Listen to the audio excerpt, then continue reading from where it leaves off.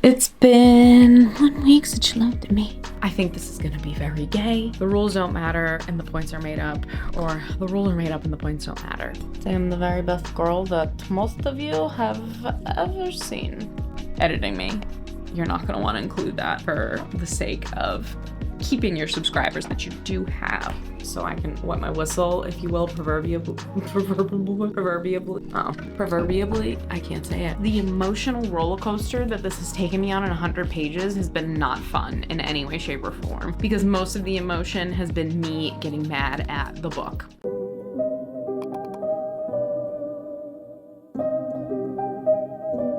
Hello, howdy, partners. Welcome back to my channel. My name is Alex, and if you're here, you know what time it is. You saw the title. It's Book of the Month Challenge episode number 12. Okay, editing me. You're not gonna want to include that for the sake of keeping your subscribers that you do have. What's up? I'm so happy to be back doing another Book of the Month challenge. This is the third to last episode. So after this one, we only have 2 more. There's only 15 books left on the shelf. Thank you so much if you have been watching this series. I have really enjoyed knocking out almost 65 books off of my physical TBR. I have some other great read down my shelves challenges and things planned for myself and for you in 2026 in particular, but also, you know, for the rest of the year. We'll see. Wink, wink. And without further ado, let's talk about what we're doing here. If you are new to my channel, please like, subscribe. I love to read. My passion, it's my joy. It's what I live for, some would say. Me. And besides my cat and my dog and my husband and food and coffee. Okay. Ooh.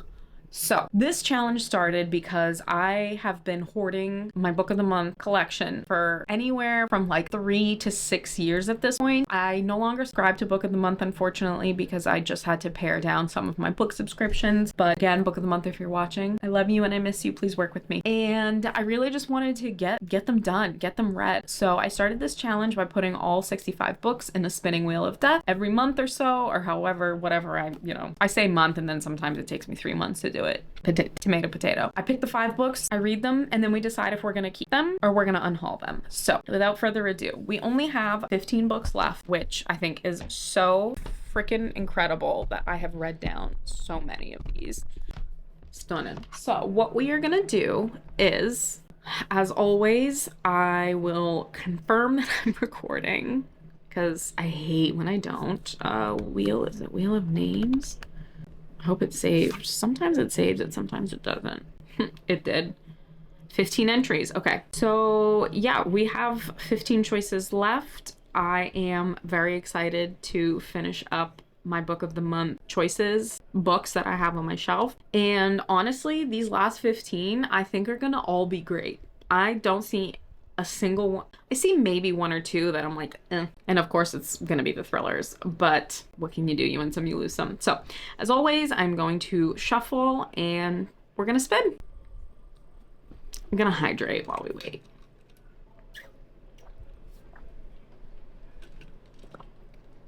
Yes, I think Babylonia is a Roman mythology retelling, not a Greek one.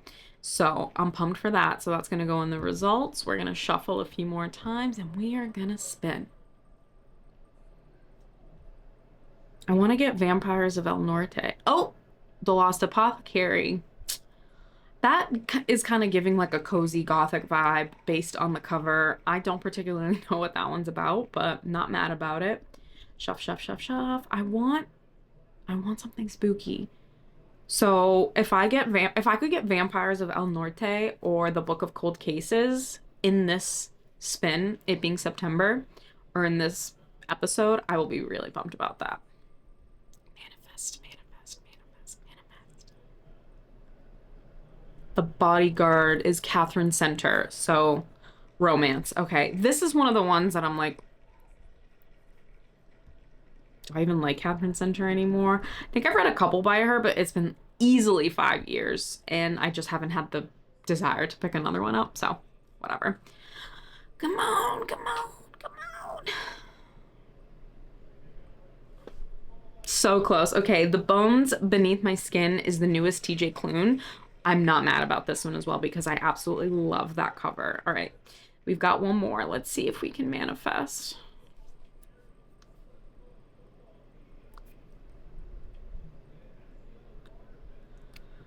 A thriller. Okay, maybe Vampires of El Norte will be for October, which would also be great. All right, famous last words. That's Jillian McAllister, and the thing that annoys me the most about that is Book of the Month sent that to me mistakenly. I messaged them and they were like very kindly, oh, just keep that one and we'll send you that. So I was like, well, I'm just gonna add it to the challenge because there were a couple of dupes and things like that. So after this one, 2 more episodes and then we're done. So let me go grab the books and we'll chit chat. Oh, I almost couldn't get back up. I'm not gonna lie. Hey, Quad, I'll let you out in a second, okay, sweetie? I can tell you already that I don't like what that main male character looks like. Okay, so The Bodyguard is by Catherine Center. I like the flowers in the cover and I like her, but what kind of hair is that? That's not for me. So this is July 2022. This book is a little over 3 years old. Hannah Brooks looks more like a kindergarten teacher than someone that could kill you with a corkscrew. Oh, she's the bodyguard. What? Now you have my attention. Jack Stapleton's a household name. He's captured by paparazzi on beaches the world over and famous for, among other things, rising out of the waves in all manner of clingy board shorts and glistening like a Roman deity. So what do you do? Whatever. It's a bodyguard romance, but the girl, the female main character, is the bodyguard. So I am interested to read that. This one is 290 pages, so this one will not take too long to get through, which is nice. Great. Famous Last Words by Jillian McAllister. One morning he's your husband, by nightfall he's a criminal, and these are his famous last words. Great. A domestic thriller. Blah, blah, blah. An addictive thriller about a new mother whose world is upended when her husband commits a terrifying crime. How well does she truly know the man she loves, and what danger does she face if her entire life has been built on a lie? Great, I can't wait.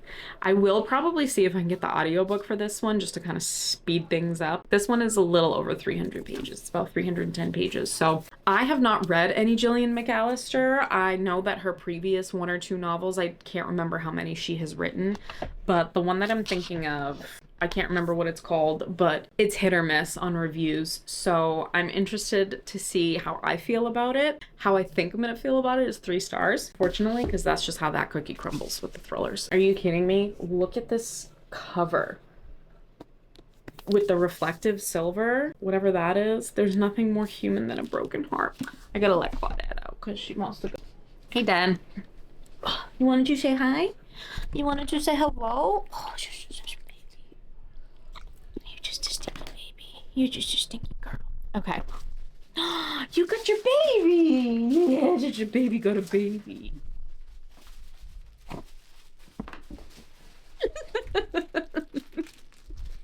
Where's your baby? Where's your baby? Good job. She already has eaten one of the squeakers out of that. It's been in the house for about 4 days, so. Okay, the bone. I just love this cover so much. I have only read one TJ Klune, embarrassingly, and it was The House in the Cerulean Sea, and it's so good. It's fantastic. I just opened a page and my eyes went right to the word fentanyl, so that sounds like sad. In the spring of 1995, Nate Cartwright has lost everything. His parents are dead, his only brother wants nothing to do with him, and he's been fired from his job as a journalist in Washington. Cabin should be empty, it's not.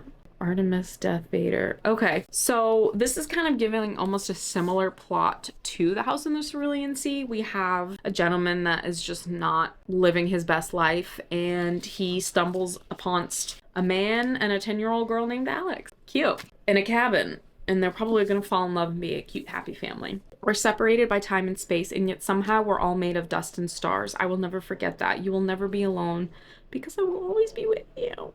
February 2025. I had Book of the Month not that long ago. I miss you guys. Okay.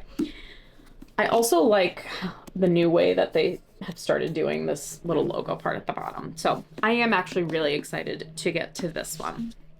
The Lost Apothecary is by Sarah Penner. We have another very pretty cover. And this, ooh, did you hear that? Did you hear that quack? Yes. A Forgotten History is Secret Network of Women, a Legacy of Poison and Revenge. 18th century London, secret apothecary, women, Nella, well-disguised poisons to use against the oppressive men in their lives. This is a Black Widow cozy fantasy situation. I am sold. I might start with this one. I'm cracking the shit out of this. Oh no, it'll live. This is from March 2021. So that's not the longest that I've had one.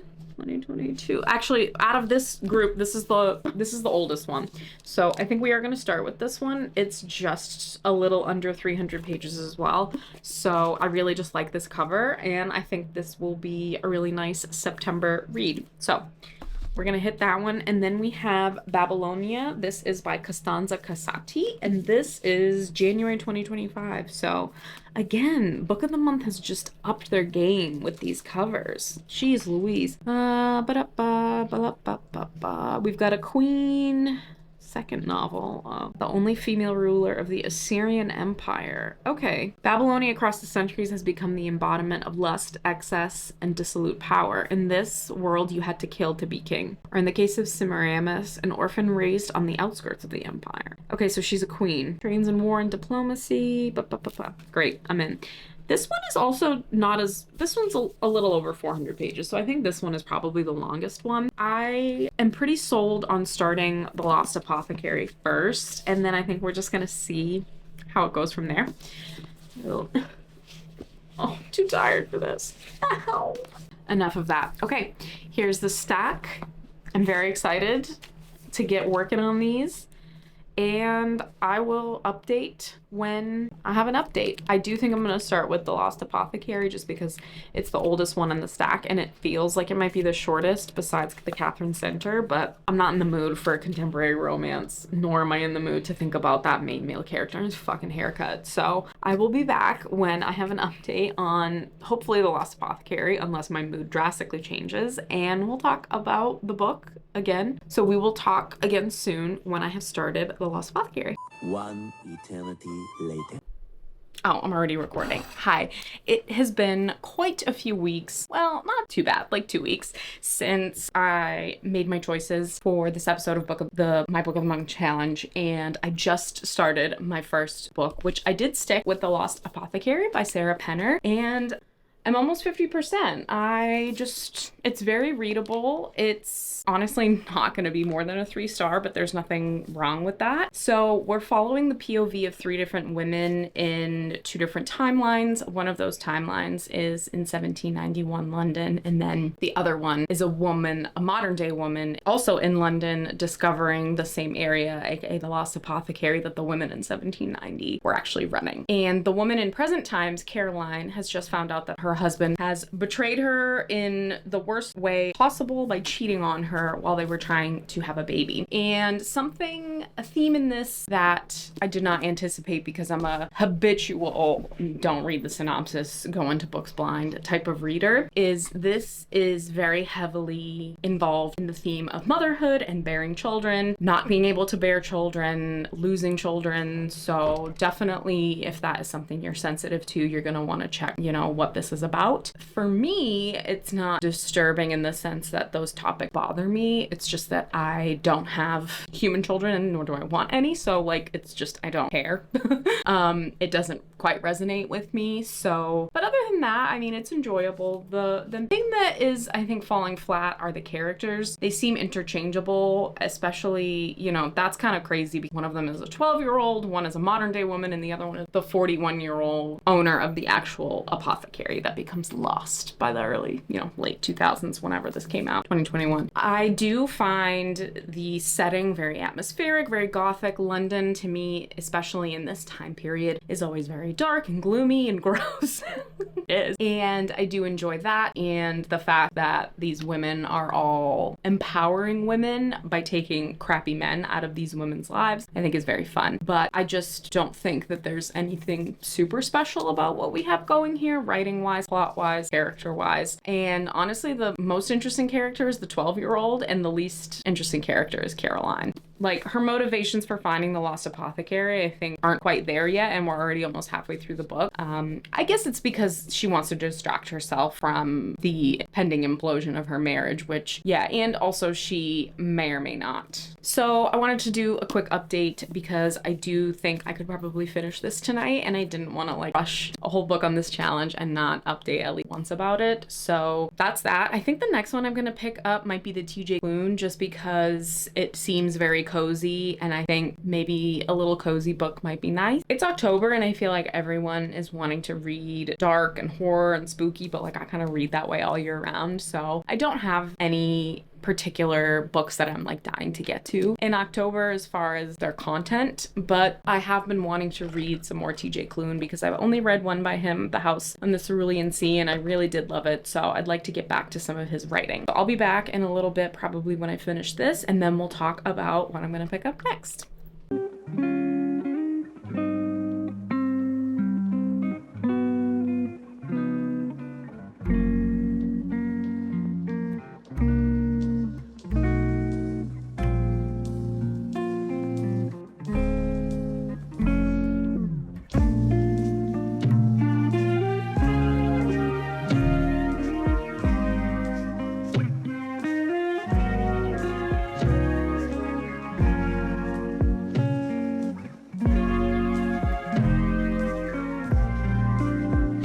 Hi, it's been so long since I've updated pretty much anything, but especially this episode of Book of the Month, the Book of the Month challenge. But so far, if we're keeping track, it's been about a week or so since I updated this vlog, but the last book that I did finish was The Lost Apothecary by Sarah Penner, and it was fine.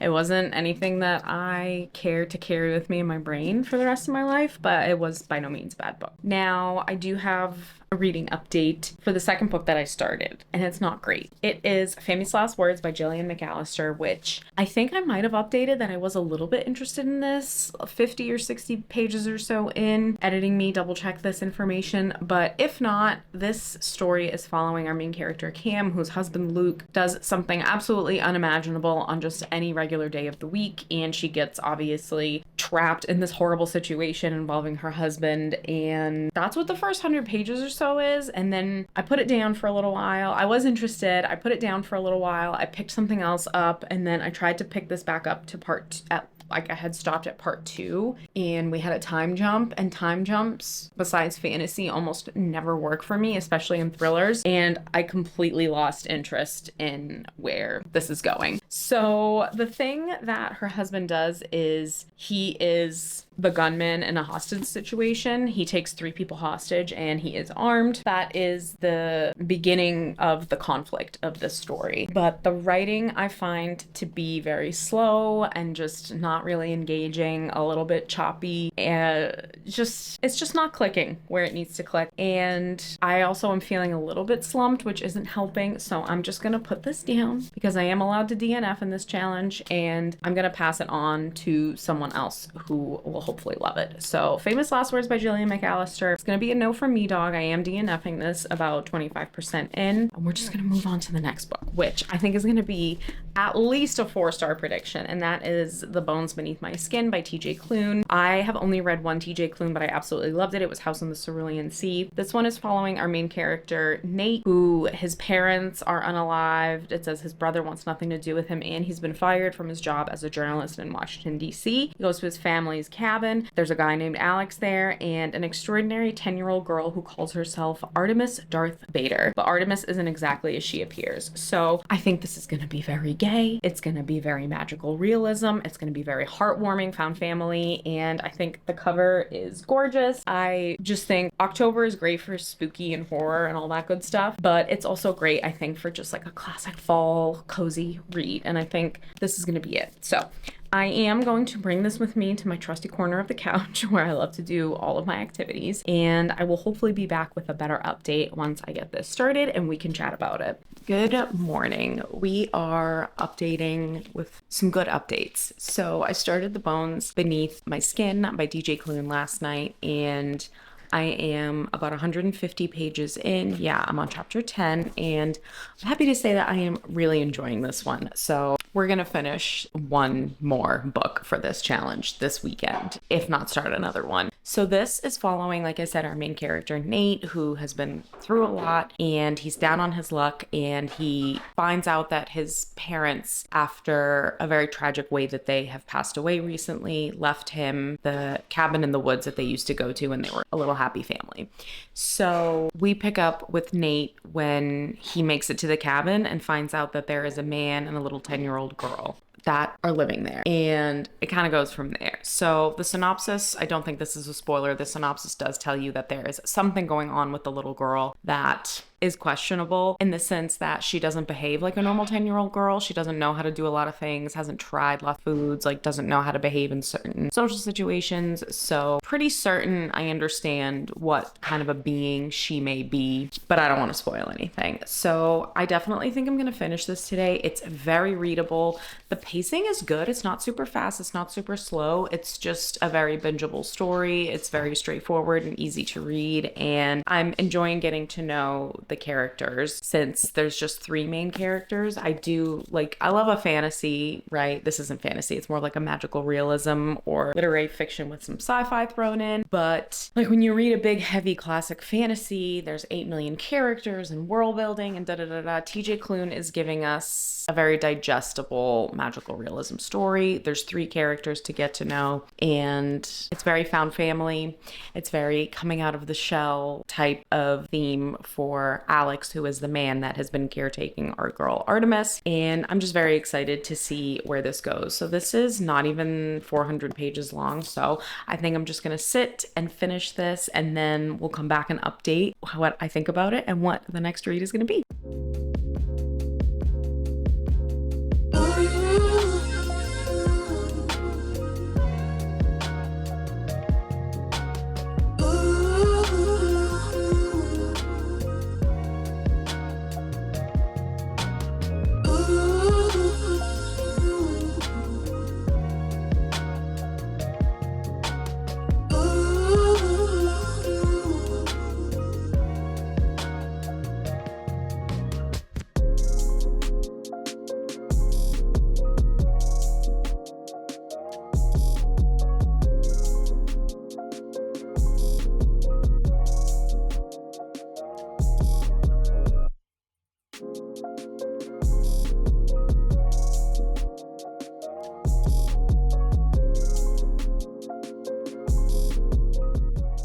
Hiya! Back to do, some updating on where I'm at with Book of the Month.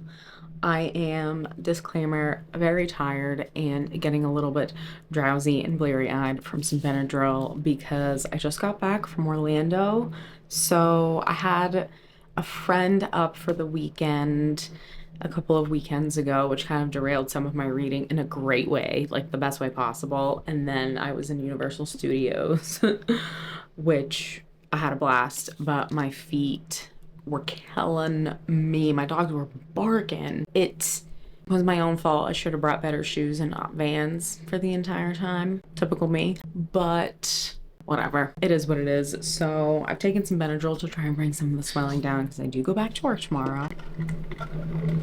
But I wanted to do an update. I don't remember if I talked about finishing The Bones Beneath My Skin by TJ Klune, but I really enjoyed this. I ended up giving it 4 stars, and the reason that it ended up losing a star for me in the end was there was a spice scene that I felt it was very good, but I was just like surprised by it, and that usually doesn't happen to me. Like, I'm a fan of spice, almost all spice. So it was just, I mean, it was very well written and it was very good. It just surprised me. I don't remember the House on the Cerulean Sea having that. I mean, go off, TJ Klune, like with your bad self. But it did kind of like jar me a little bit just because of how wholesome their kind of flirtation was the whole time up until then. And that kind of like 2 dads to this adopted girl / not girl, you know, I don't know. Hey there.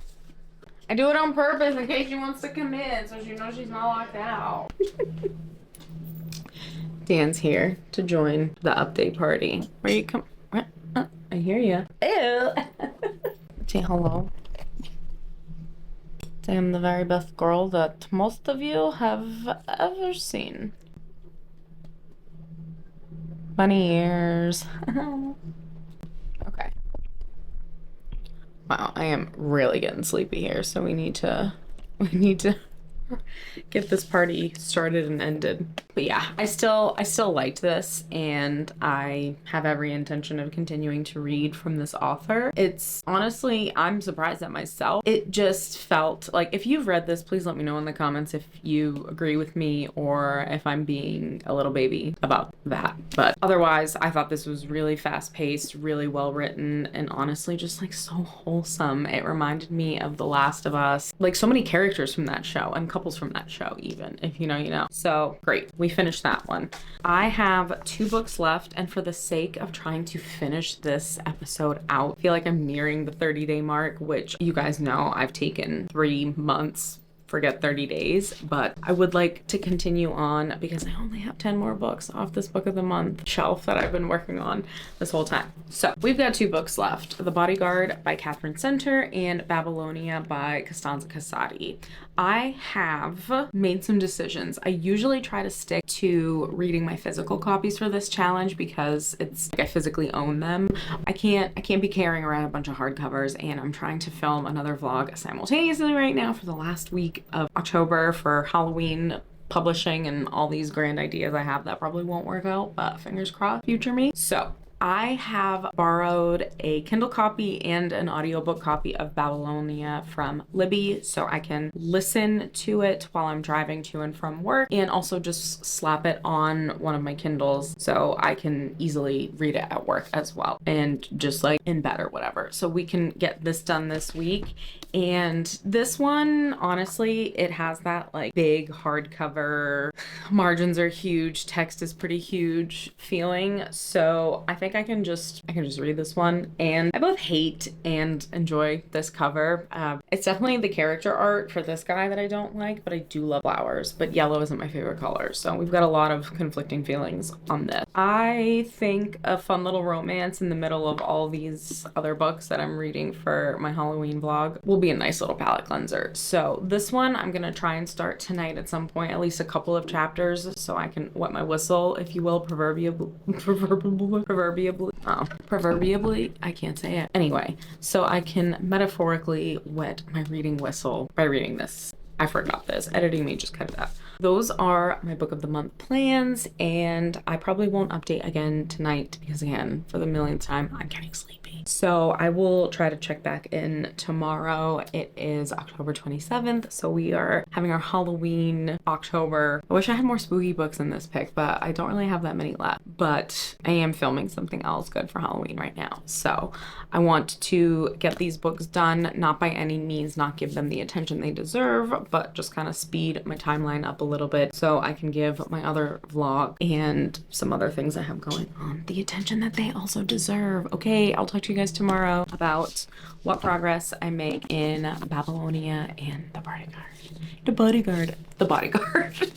Hello, let's do some quick updates because I got surprisingly far in Babylonia today. So I did start it on audio, and it's just really easy to listen to, really great narrator, and I'm liking it so far. I feel like I'm getting ahead of myself. Let's backtrack. Babylonia by Costanza Casati is about the empire that the Mesopotamian region once was, Babylonia, and the Assyrian Empire. And this is, I think, basically just a historical fiction that is taking place during the time that this first civilization, as we all remember from some history in some part of our time, but this is historical fiction during that time, is what I'm trying to say. And we're following our main character, who I don't want to pronounce, Semiramis, is from a really small village in the western part of the empire when the king's new governor comes to her small town and basically takes her away from her father, who has been abusive her whole life.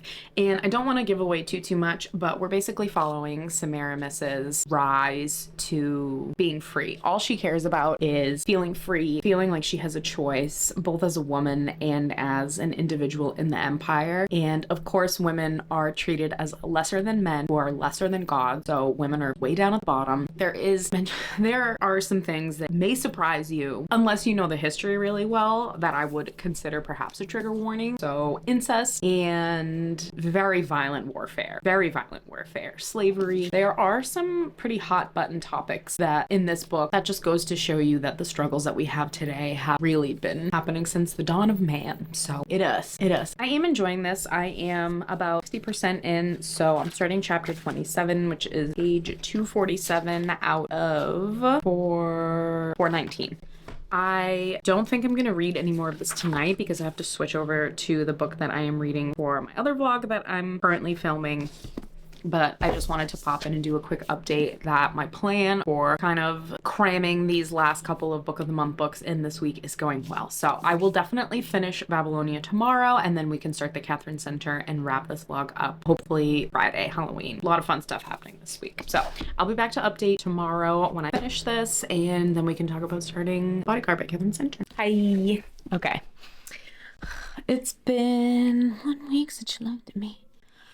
It's been a few days since my last update on Babylonia, but I did want to check in real quick and say that I finished this and I really liked this. I ended up giving it 4 stars. I thought the resolution and like climax and end of the book was a little bit rushed and I wanted more from those scenes, but overall I listened to most of it on audio, hence me taking out the book part, and also I'm done. But this was a historical fiction following a woman named Semiramis, who is a real girl that grew up in the Mesopotamian civilization and basically scrabbled and scrounged and sweat blood tears, rose her way to power from pretty meager beginnings. And this book is rooted in a lot of mythology and historical fiction. A lot of this book is just very beautifully written, really takes a look at the relationships that the characters have with each other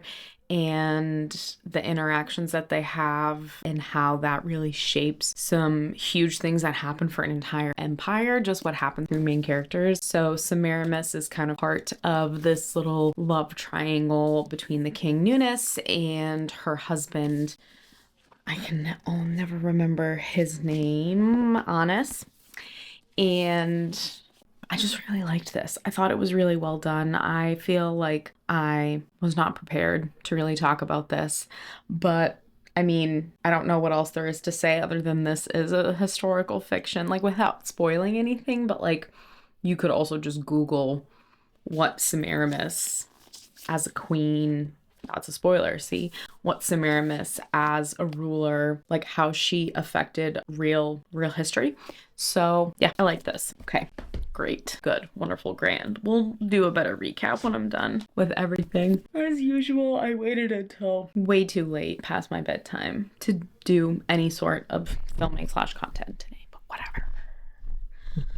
I have had a weird weekend. Okay, we need to wrap this episode of my Book of the Month challenge up. The last book that we have is The Bodyguard by Catherine Center. This is gonna be a short, quick little romance, barely 300 pages. And I think I'm going to take this to bed with me right now and see if I can get a couple chapters in. I feel like I've said it a couple of times, but I both love and hate this cover because I do think the font, the hot pink, the flowers, the floral going around the spine, beautiful.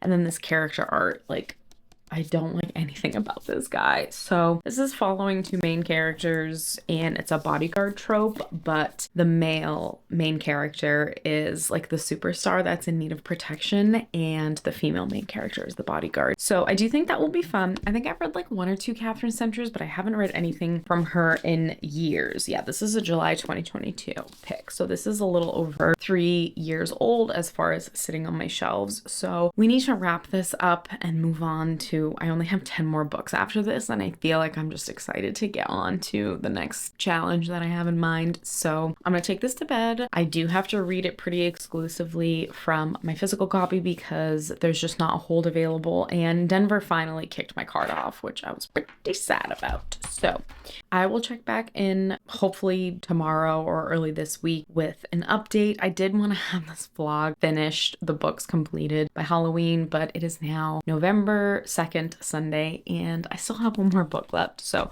we're certainly over my self-inflicted 30-day rule for this challenge, for this episode, but also the rules don't matter and the points are made up, or the rules are made up and the points don't matter. So good night, TGYL. I will be back when I have something to say about, hopefully something good to say, hopefully, about the Bodyguard by Catherine Center. Hello.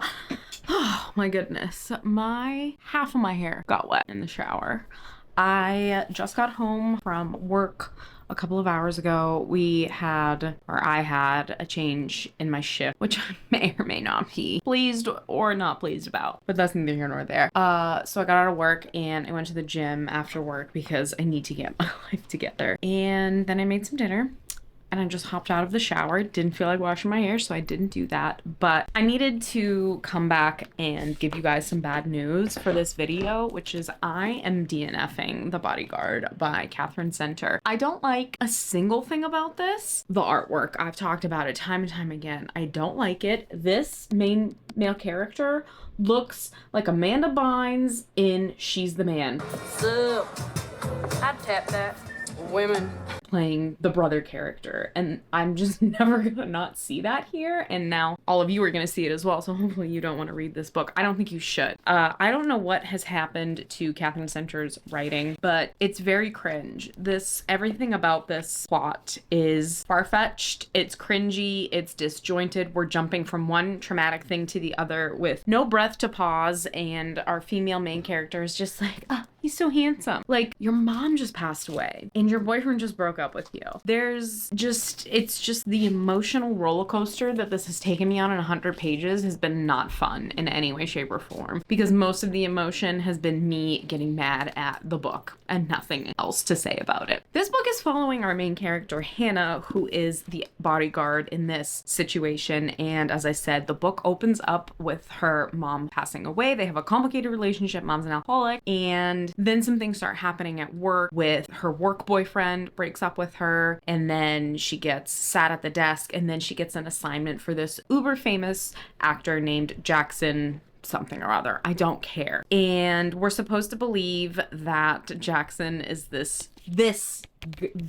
right here. We're supposed to be swooning over him. I don't like Hannah. I don't like Jackson. Nothing about the plot is sticking with me. I do think it's really great that we have a bodyguard situation, love kind of thing going on, but the female is the bodyguard. But other than that, she's drier than toast as a character, and I already don't like anything about Jackson. So, and the Catherine Center's writing has, I think, done it's worse than it was when she first started. I remember reading Things We Save in the Fire, and that was emotional. It was impactful, start to finish. The writing was pretty good. This is cringy. I wish I had saved some stuff, some quotes, I should say, but she has done in 93 pages so many double negatives to be like Hannah's inner monologue where she's like, I'm not thinking he's so handsome. And doing that over and over and over again, I think is really cheap, and it's not adding anything to this prose, if you will, which technically it is, but at what cost to our eyeballs? Yeah, I'm not gonna sit here and shit talk. That's not what I'm here to do. If you like Catherine Center, good for you. Whatever. If you are watching my videos for some recommendations, I don't recommend this, although I do stand by some of her earlier books that when she first came out that I think were pretty good. There's just nothing about this that his name is Jack Stapleton, not Jackson. There unfortunately is just nothing about this that is interesting to me or making me want to continue reading these characters. I think their banter is silly. I think it's one-sided. I think it's stunted. I think a lot of things about this, and like I said, we're just gonna move on. So with that, filming this clip so we can move on with our lives. Isn't that what you want? To continue reading books that make us happy and not books that make us sad, like The Bodyguard. Okay. I just went to go and get the rest of the books for this episode because we're just gonna close her out. I regrettably had 2 DNFs in this episode, but I have so many books on my shelves that I want to get to, and I'm just not gonna waste the time. And again, I made the rule, and furthermore, I make up the rules for this challenge, and I get to DNF. So let's do a review of what we finished for episode number 12 of the Book of the Month challenge here on The Lost Apothecary by Sarah Wilson, I think. Sarah Penner. The Lost Apothecary by Sarah Penner. I gave this 3 stars. I thought it was cute, a very quick read, very interesting plot, but just nothing that I'm gonna remember or take home with me. I haven't decided. I think I'm probably gonna unhaul this at some point, but it is a nice cover, so I'm not immediately like looking to get rid of it. The next book that I think the next book was The Bones Beneath Their Skin by DJ Clune, and I loved this. I gave this 4 stars. It makes me want to get back to TJ Clune after reading this one. This was only my 2nd book by him, and he has so many books that I need to get to. So I very much enjoyed that one. Great cover as well. We'll be keeping it. The next book that I tried was Famous Last Words by Gillian McAllister. Unfortunately, this is my first DNF of the video. I think I made it like 120-ish pages, and it was pretty boring. There just wasn't anything compelling me to continue, even though I did find plot and our characters to be interesting. A time jump will really either just work or it will not work for me, and it did not work in this story for me. So that was a DNF. We'll be unhauling it. The next book I read is Babylonia by Costanza Casati. I really liked this one. I actually listened to the majority of it on audio, and if you can get your hot little hands on the audiobook for that one, I actually do recommend it. I did read a little bit physically between the physical, my copy, and I got a copy off Libby on my Kindle so I could read it in bed, and I really prefer the audiobook. I thought it was great. So 4 stars for that.